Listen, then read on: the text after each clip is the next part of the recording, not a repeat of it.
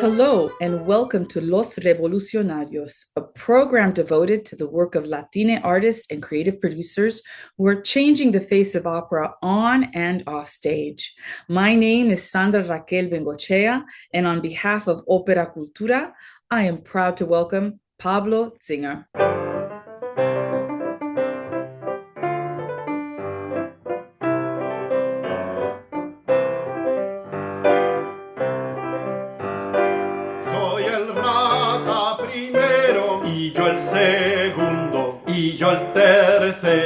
Hailed as the King of Zarzuela by Opera News magazine, Uruguayan-born and proud New Yorker, Pablo Zinger is widely acclaimed as a conductor, pianist, composer, arranger, writer, lecturer, and narrator.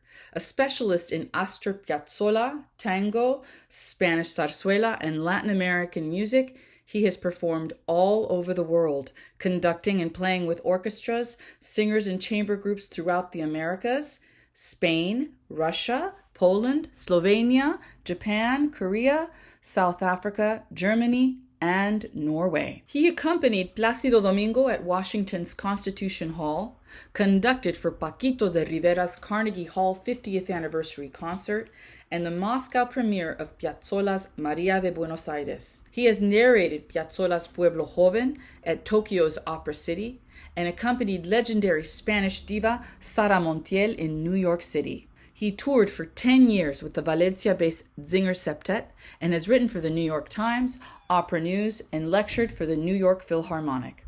His CDs include Tango Apasionado with Astor Piazzolla, Chamber Music from the South and the Clarinetist with Paquito de Rivera, Las Puertas de la Mañana, which includes songs of Carlos Guastavino, and 2 albums of music by Carlos Sorriñac with Bronx Arts Ensemble.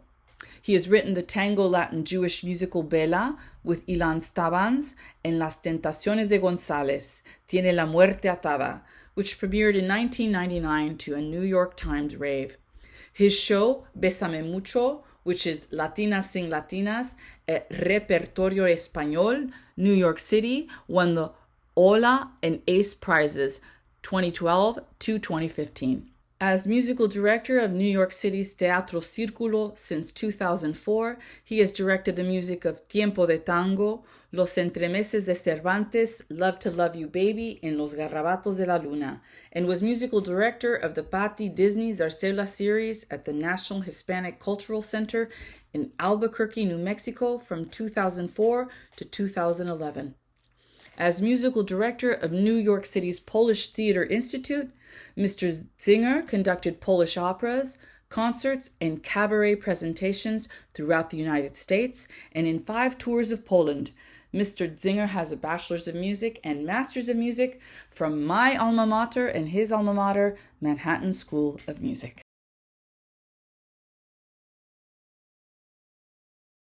Yes, obviously a linguist. You are a writer as well. You're just a Renaissance man for reading your biography. Flattery will get you everywhere.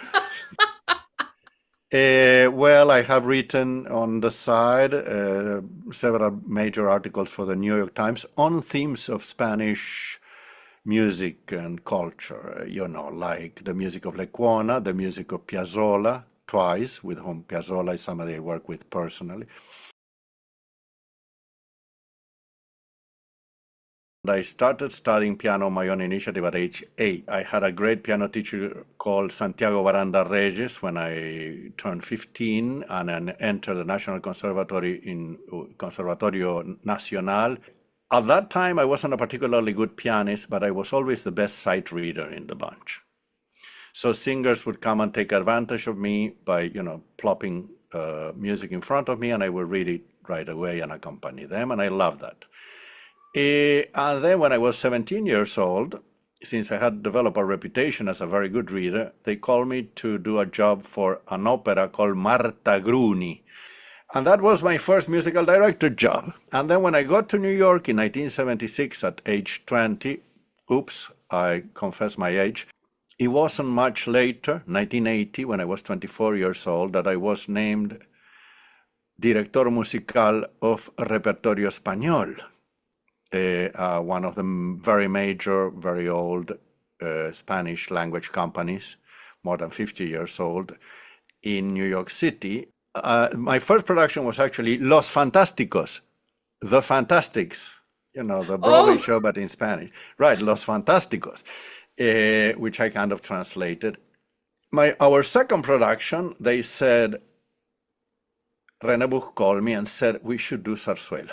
And I said, I know nothing. I knew nothing, absolutely nothing about Zarzuela. In Uruguay, I remember Zarzuela being considered kind of a second, third-rate genre done by very amateurish people, and I had never seen any. But since they asked me to do Zarzuela, I went to Lincoln Center and I got El Barberillo de Lavapiés by Francisco Asenjo Barbieri. Yeah. Oh my God, those first notes sounded on that long play and I fell in love. I said, oh my God, this is beautiful. So I ended up being considered the big expert in Zarzuela in the United States, to the point that my dear colleague Stephen Blyer called me the King of Zarzuela, El Rey de la Zarzuela or Zarzuela in what used to be Opera News.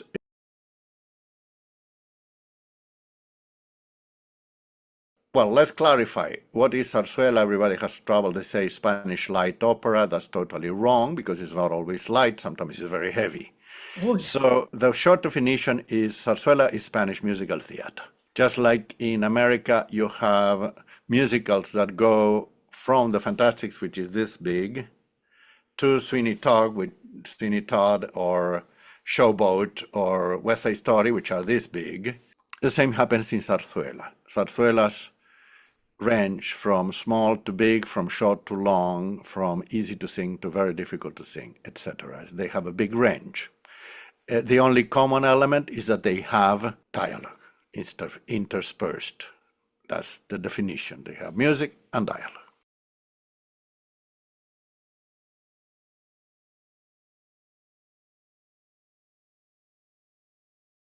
Of course, I am also an opera lover.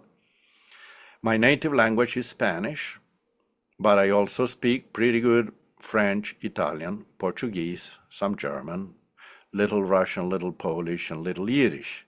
And you're something of a linguist as well, that's for sure. I have a big passion for languages, big passion for etymology, and big passion for diction. And I think I mentioned to you that I have a video online. I don't make any money out of it, which is called Spanish Diction for Singers, Pablo Zinger with a Z. And it's free, and I highly recommend it. It's about, I think, 50 minutes long. And it tells what happens.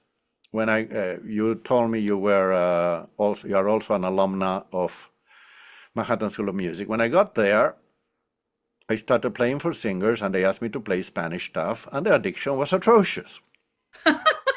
So I tried starting to teach them, and I didn't know any IPA at that point, but I tried to explain, why do you roll an R? Why do you roll an R? Why don't you roll an R? What's the difference between pero and perro? So, as you know, the difference between the preposition but and a dog. Right. So, you don't want to mistake them. So I started developing my own system for teaching people diction.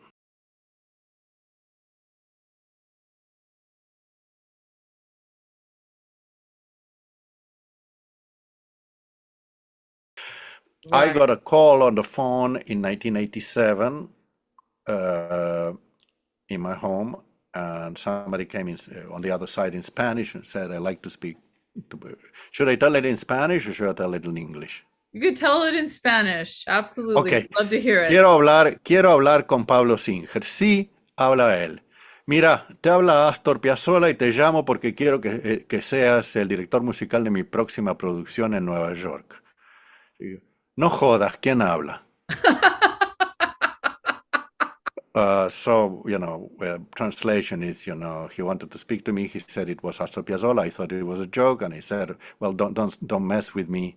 Who is it?" No, it was Astor Piazzolla. I eventually, so there was a long silence, and then he said, "No, really, it's Astor Piazzolla." Wow. Oh, maestro, my God, forgive me. Well, I ended up working with him and recording the album Tango Apasionado with him. We imagine that was one of the great honors of my life. Absolutely, was recorded at Radio City Music Hall, the studio, not the hall, the studio upstairs.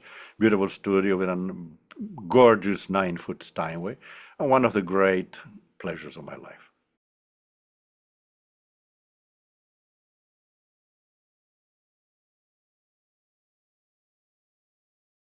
Your work with Piazzolla, the Spanish diction I find it extremely interesting and fascinating for me because I'm a language nerd myself.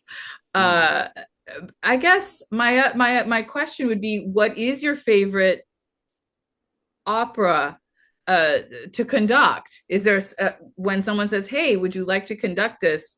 What would excite you the most? Well, there are many that I have conducted, and among them, Luisa Fernanda. La Tabernera del Puerto is another beautiful one. That was written right at the end of the main Zarzuela period, which was interrupted by the Spanish Civil War of 1936.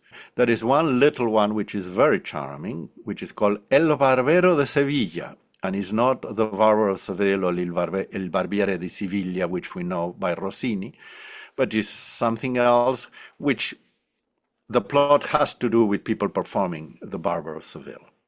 And I did it with New Camerata Opera in New York City a few years ago. I think it was 2019.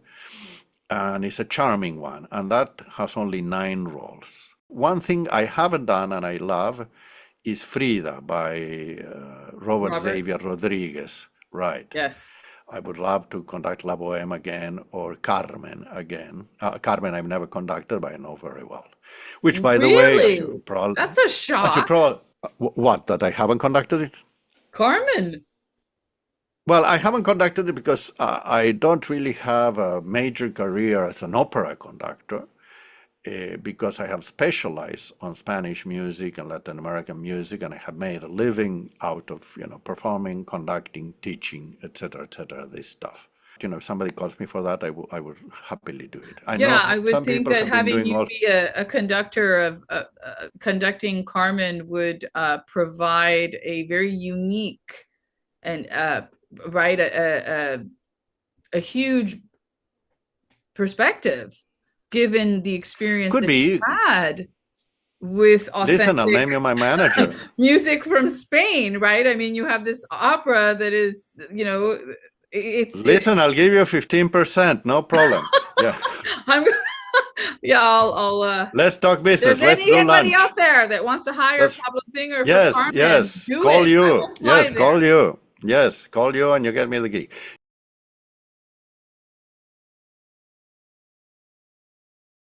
I'll tell you an anecdote. The other day I was in the drugstore and there was a lovely black Hispanic woman, on the other side of the counter.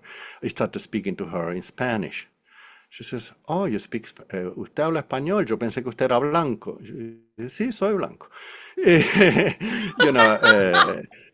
"Oh, you speak Spanish. I thought you were white." Well, yes, I am white and I speak Spanish. So, the two things can go together.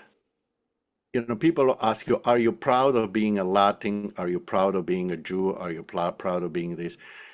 I'm not proud of anything because that's an accident of history. I didn't choose to be a Jew. I didn't choose to be a Latin. People often have trouble thinking of the two things together, but that's a reality of Latin American culture, is that we have black Latin Americans, we have white Latin Americans, we have Asian Latin Americans, we have Arab Latin Americans, we have Jewish Latin Americans, So why am I saying that? Because I grew up in Uruguay until I was 20 years old. I have been involved in Latin, Hispanic, Latine, whatever you want to call it, culture since before I came here. So we're talking about since, before 1976. That's a long time. I've been musical directors. I am, by the way, now musical director of Teatro Círculo in New York City, Manhattan. Wonderful company with whom I've done a lot of work, and so has my wife. So I've been heavily involved with Hispanic culture. And I love it.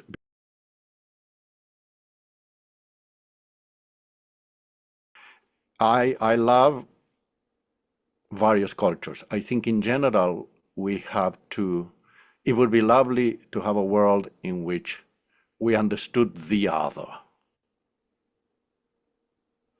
Not only we understood who we are, but we also understood and learned from the other.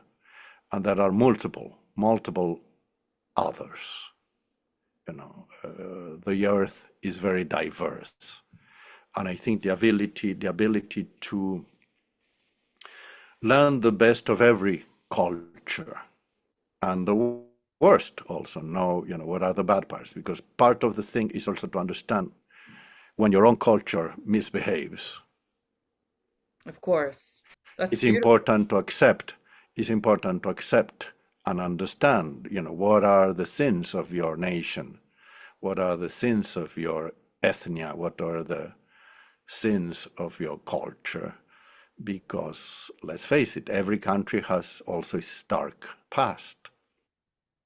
Yes. Whether it is Uruguay or United States or Poland or whatever.